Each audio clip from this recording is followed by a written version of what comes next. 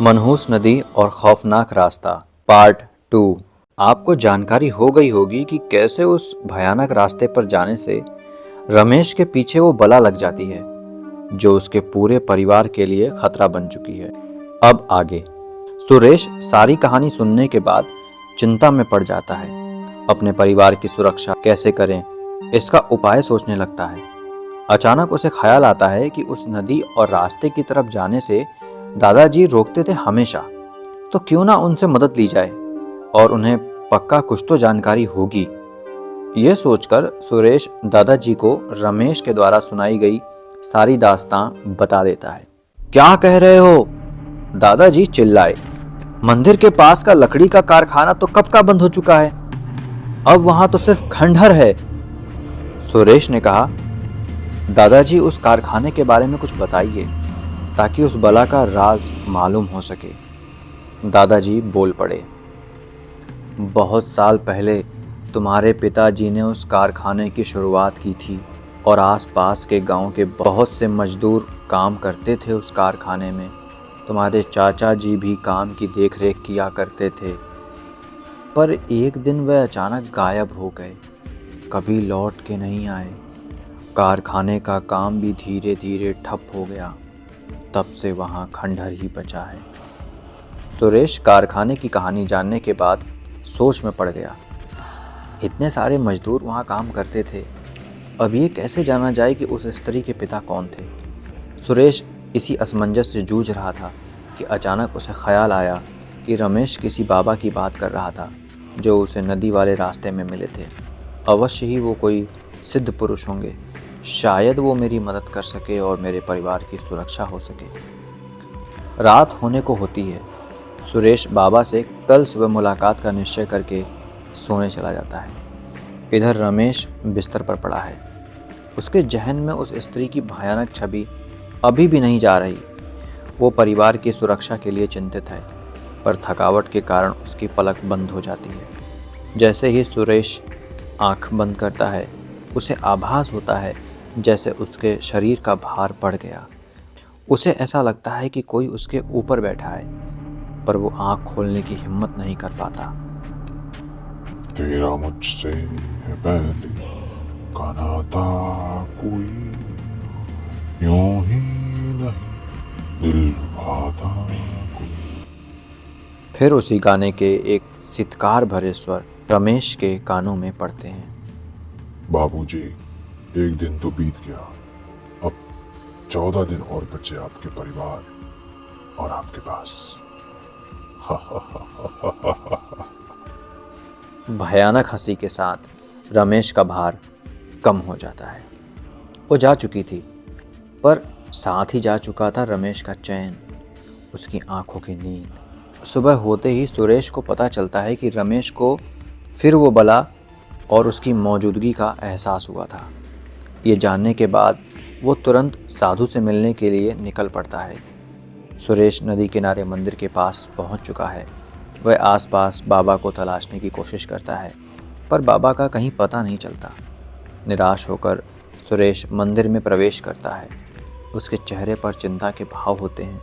वह आंखें बंद कर मन में भगवान शिव का ध्यान करता है और प्रार्थना करता है कि कोई मार्ग मिले जिससे उसके परिजनों की रक्षा हो सके। तभी उसके कानों में उद्घोष सुनाई पड़ता है, अलख निरंजन ओम नमः शिवाय। सुरेश पीछे मुड़ता है तो उसे भगवा वस्त्रधारी एक अत्यंत आभा मंडल से सुशोभित तपस्वी के दर्शन होते हैं। अगले ही क्षण सुरेश तपस्वी के चरणों में होता है और अश्रु की धारा आंखों से बहाते हुए बाबा से सहायता और दया की याचना करने लगता है। तपस्वी उसे उठाते हुए कहते हैं, वत्स, मैं तो सहायता के लिए ही आया हूँ। तेरे भाई को सावधान किया था, पर वह माया के जाल में उलझ ही गया। सुरेश बोल पड़ा, वह अभी नादान है महाराज, उसने अभी आप जैसे महात्माओं का सम्मान करना नहीं सीखा। उसके व्यवहार के लिए उसे क्षमा करें, क्योंकि अबोध को क्षमा देना और अपने ज्ञान से उसकी रक्षा करना आप जैसे साधुओं का काम है। मुझ पे कृपा करें महाराज। साधु बाबा सुरेश के मीठे वचन से खुश हो गए और बोले, पुत्र, मनुष्य को अपने प्रश्नों के उत्तर स्वयं तलाश करने होते हैं। बिना परिश्रम किए कुछ नहीं मिलता, इसलिए तुझे कठिन परिश्रम करना होगा, तभी तुझे तेरे प्रश्नों के उत्तर मिलेंगे। सुरेश बोल पड़ा, बाबा, मैं अपने परिजनों की सुरक्षा के लिए कुछ भी करने को तैयार हूँ, परंतु इस समय मैं भंवर में घिर चुका हूँ। इसलिए हे महानुभाव, मेरा उचित मार्गदर्शन करने की कृपा करें। मुझे तुमसे यही उम्मीद थी पुत्र। इस समय तुम्हें बस इतना बता सकता हूँ कि तेरी समस्या का जड़ मणिनगर ग्राम में है। सुरेश ने बाबा को प्रणाम किया और आंखें बंद की, और जैसे ही आंख खोली बाबा जा चुके थे। सुरेश घर पहुंचता है और रमेश को बाबा से हुई सारी बात बताता है। मणिनगर, ये तो इकलौता गांव है जो जंगल का रास्ता ख़त्म होने के बाद और शहर आने के पहले पड़ता है। हो ना हो वो स्त्री रूपी बला उसी गांव में जाने की बात मुझसे कर रही थी, रमेश बोला। ये सुन सुरेश को संतोष हुआ कि वो सही दिशा में है और वह कल सुबह ही मणिनगर में जाकर पता करेगा कि आखिर मुसीबत की जड़ क्या है। ये सोच सुरेश सोने के लिए अपने कमरे में आ जाता है। इधर सुरेश के जाते ही रमेश के कानों में फिर वही मनहूस ध्वनि पड़ती है। तेरा मुझसे है पहले का नाता कोई, यूं ही नहीं निभाता कोई। सुरेश ने सुबह होते ही अपनी गाड़ी उठाई और मणिनगर की ओर निकल गया। मणिनगर पहुंचकर उसने अपनी गाड़ी सड़क किनारे खड़ी कर दी और पैदल ही गांव में घूमने लगा। उसने गांव के लोगों से जानना चाहा कि क्या वहां कोई ऐसा आदमी रहता है जो पहले किसी लकड़ी के कारखाने में काम करता था और जिसकी कोई बेटी थी।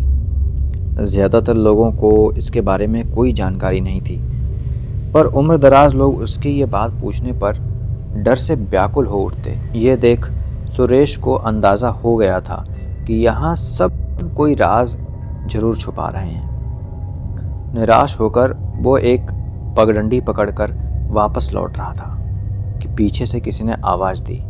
सुरेश ने पीछे मुड़कर देखा तो उसे एक वृद्ध किसान दिखाई दिया। आप जिसे खोज रहे हो उस आदमी को मैं जानता हूँ। सुरेश ये सुनकर उसके पास गया और बोला, कहाँ है वो आदमी? कौन है वो आदमी?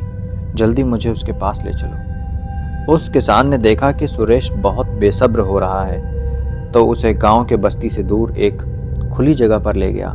वो स्थान किसी जंगल जैसा था। वहाँ एक झोपड़ी थी। किसान बोला, ये उसी आदमी की झोपड़ी है जिसे आप खोज रहे हो। ये आदमी ही आपके गांव में नदी किनारे लकड़ी के कारखाने में मजदूरी करता था और इसकी एक बेटी भी थी, पर अचानक इसकी बेटी गांव से गायब हो गई। तब से ये किशोरी लाल अपना दिमागी संतुलन खो बैठा है। साहब, शायद ही ये आपकी कुछ मदद कर सके। किशोरी लाल की कहानी सुनने के बाद सुरेश को बहुत बड़ी उम्मीद दिखी। सुरेश जब झोपड़ी के अंदर गया तो देखा कि एक बूढ़ा आदमी जिसके सफ़ेद बाल बहुत लंबे हो गए थे और चेहरे पर झुर्रियाँ साफ दिख रही थी, वो एक खाट पर लेटा हुआ था। उस बुजुर्ग की हालत ठीक नहीं दिख रही थी। सुरेश उस बुजुर्ग मजदूर किशोरी लाल को प्रणाम करता है, पर किशोरी लाल कोई जवाब नहीं देता। इस पर सुरेश कहता है, बाबा, क्या आप वैदेही नाम की लड़की को जानते हो? इतना सुनते ही अचानक किशोरी लाल उठकर बैठ जाता है। वैदेही? तुम कैसे जानते हो उसे? किशोरी लाल घबराहट में पूछता है। जी, मेरा नाम सुरेश कुमार है और मैं बनवारीपुर गांव का मुखिया हूँ। बनवारीपुर गांव का मुखिया? क्या तुम अमन कुमार के बेटे हो? किशोरी लाल ने हाँफते हुए पूछा। जी, आपने सही कहा। सुरेश हैरान होकर बोला। तो उसने जो कहा था वो करने के करीब पहुंच ही गई। किशोरी लाल ने लंबी आह भरी। आप किसकी बात कर रहे हैं? मैं कुछ समझा नहीं। सुरेश ने पूछा। मेरी बेटी वैदेही की। तो क्या वो बला आपकी बेटी है? वो मेरे परिवार के पीछे क्यों पड़ी हुई है? हैरान सुरेश ने पूछा। हाँ, वो मेरी बेटी थी, पर अब वह एक बला बनकर नदी और उसके आसपास भटक रही है उसकी आत्मा। तुम्हारे परिवार से बदला लेना ही उसका मकसद है। बदला? वो भी मेरे परिवार से? सुरेश बोला। हाँ, मेरी बेटी की मौत का जिम्मेदार तुम्हारे परिवार का सदस्य है, इसलिए वो तुम्हारे पूरे परिवार का विनाश करना चाहती है। बाबा, कृपया मुझे पूरी हकीकत बताएं। सुरेश गिड़गिड़ाने लगा। तो सुनो बेटा, बहुत साल पहले तुम्हारे पिताजी अमन कुमार और उनके छोटे भाई विनय कुमार ने मिलकर नदी के किनारे एक लकड़ी के कारखाने की शुरुआत की। आसपास ऐसा कोई कारखाना न होना और जंगल की वजह से लकड़ी की भरपूर उपलब्धता के कारण कारखाना अच्छा चल निकला। नज़दीक के गांव से भी गरीब लोग वहां मजदूरी करने लगे। उनमें से मैं भी एक था जो सुपरवाइज़र का काम करता था। मेरी बेटी वैदेही रोज़ मेरे लिए दोपहर के समय खाना लाती और हम साथ में ही भोजन करते। उसकी माँ उसके छोटे भाई को जन्म देकर चल बसी थी। वैदेही घर का सारा काम करती और भाई को भी संभालती थी। उसकी उम्र 18 साल हो चुकी थी। अब मुझे उसकी शादी की भी चिंता सताती और उसके चले जाने के बाद घर के कामों की भी। एक दिन कारखाने में खाना खाते वक्त उसने मुझे बताया कि वो तुम्हारे चाचा विनय से प्रेम करती है और दोनों शादी करना चाहते हैं। ये सुनकर मुझे बहुत खुशी हुई। मैंने उसे वादा किया उन दोनों के रिश्ते की बात मैं ठाकुर साहब से ज़रूर करूँगा, पर होनी को कुछ और ही मंजूर था। ठाकुर साहब यानी तुम्हारे दादा को उनके प्रेम की बात कहीं और से मालूम पड़ गई। वो गुस्से से तिलमिला उठे। उन्हें अपने से छोटी जाति में रिश्ता करना मंजूर न था। उन्होंने दोनों को दूर करने के लिए तुम्हारे चाचा को विदेश भेज दिया। विनय वैदेही से सच्चा प्यार करता था। वो वहाँ से भी चिट्ठी या टेलीफोन से उसके संपर्क में था। उसने उसे भरोसा दिया कि पिताजी का क्रोध कुछ दिन में शांत हो जाएगा और फिर वो दोनों एक हो जाएंगे। लेकिन इसी दौरान विनय के लिए बहुत ही बड़े ठाकुर की बेटी का रिश्ता आया।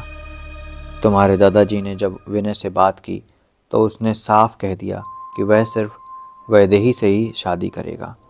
तुम्हारे दादाजी को ये बात मालूम थी कि वैदेही के होते हुए वो विनय की शादी कहीं और नहीं कर पाएंगे।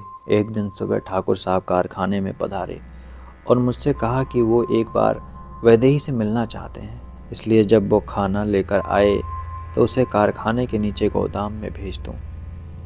उस दिन जब वैदेही खाना लेकर पहुंची तो मैं उसे गोदाम में ले गया और खुद बाहर खड़ा होकर उसे अंदर भेज दिया। ठाकुर साहब ने वैदेही को बहुत समझाया कि वो विनय को भूल जाए, पर वैदेही किसी भी हाल में नहीं मानी।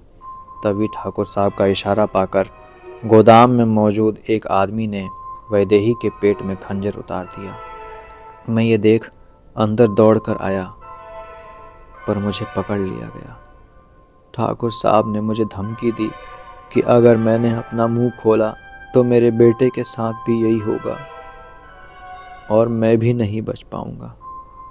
उन्होंने वैदेही को गोदाम में तड़पते छोड़ उस कमरे में ताला मरवा दिया और मुझे नौकरी से निकाल घर भेज दिया। इस वारदात के कुछ दिनों के बाद कारखाने में अजीब अजीब घटनाएं होने लगीं और धीरे धीरे वो पूरी तरह से ठप हो गया। तब से उस रास्ते पर ना जाने कितनों को शिकार बना चुकी है वो। एक दिन मेरे सपने में आकर कहा था उसने कि उसके मौत के जिम्मेदार परिवार का खात्मा ही उसका लक्ष्य है, पर मंदिर की वजह से वह गांव में नहीं पहुंच पाती थी। पर वो तो मेरे भाई के पीछे पड़ गई है और मेरे घर भी आ चुकी है, सुरेश ने कहा। उसके लिए उसने ज़रूर तुम्हारे भाई के जिस्म में प्रवेश किया होगा, तभी वो घर तक पहुंच पाई। किशोरी लाल बोला। तो मेरे परिवार की रक्षा का कोई उपाय तो होगा बाबा?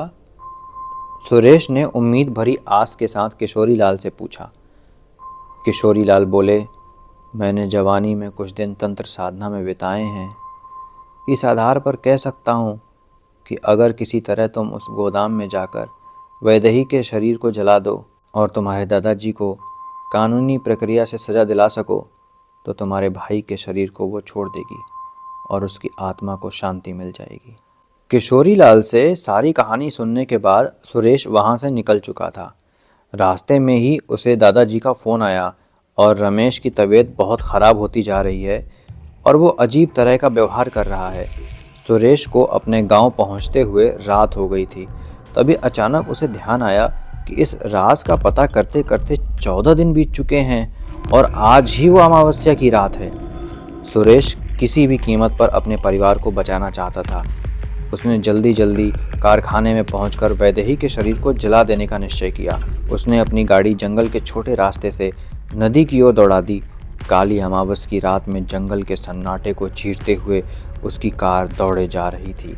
नदी के करीब पहुंचते ही अचानक उसे सामने से कोई आता हुआ दिखाई दिया, पर अंधेरे की वजह से वो ठीक से देख नहीं सका। बस गाड़ी धीमी कर दी। गाड़ी उस आदमी के थोड़ा करीब पहुंचने पर सुरेश हैरान रह गया, क्योंकि सामने से और कोई नहीं, उसका छोटा भाई रमेश अजीब तरह से चल के आगे बढ़ रहा था और उसके हाथ खून से सने थे। सुरेश ने गाड़ी रोक दी और नीचे उतर गया। भाई तू यहाँ क्या कर रहा है? सुरेश ने पूछा। जवाब में रमेश अजीब सी डरावनी शक्ल बनाने लगा और एक लड़की की आवाज़ रमेश के मुंह से निकली।